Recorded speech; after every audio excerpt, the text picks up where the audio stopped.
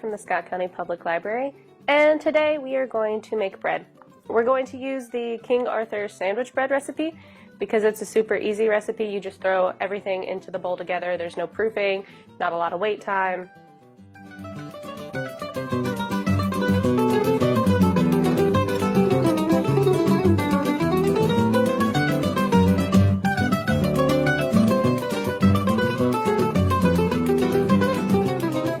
First, what you want to do is add 3 cups of flour, 4 tablespoons of melted butter, 2 tablespoons of sugar, and 1 1/4 teaspoon of salt.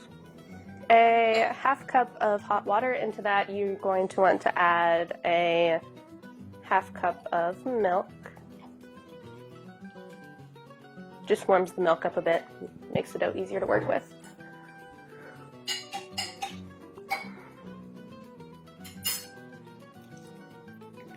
And then 2 teaspoons of instant yeast. After that, you're just going to mix it all together until the dough starts to pull away from the sides of the bowl.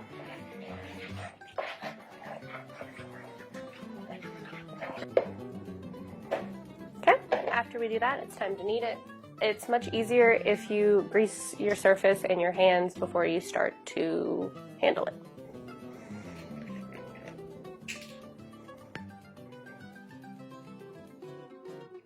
Ooh.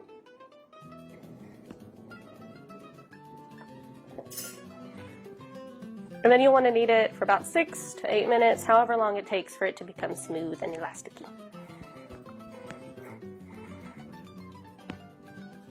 So after you do that, what you want to do is put it in a greased bowl.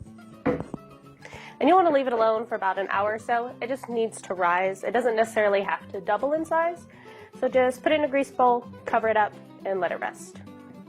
After you let your dough rise, you're just going to want to put it back into the oil surface, let it deflate it a little bit,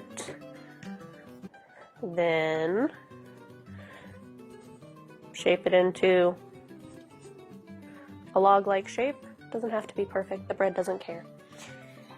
Drop it into a greased loaf pan, and then let it rest again until it is domed over the top. After that, you'll just put it in your oven at 350 and bake it for about 30 to 35 minutes until it is light and golden brown.